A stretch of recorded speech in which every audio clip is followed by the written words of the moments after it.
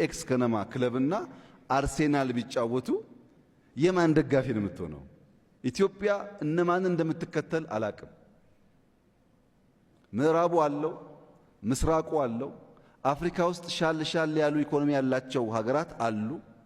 ምናልባት የቆሙ ሀገራት እንቅስቃሴ የለባቸው መንግስት ይሁኑ መንግስት አይሁኑ የማይታወቅባቸው ሀገራት እንደዚህ አይነት ነገር ላይሞክሩ ይችላሉ። የየትኛው ክለብ አባል ነው እየሆን ያለነው ነው ጉዳዩ። አሁን ለምሳሌ የወደፊቱ ሳይሆን የትናንትናው የኤክስ ከነማ ስሙን ከጠራው እንዳላስቀይም ብዬ ነው። የኤክስ ከነማ ክለብና አርሴናል ቢጫወቱ የማን ደጋፊ ነው የምትሆነው?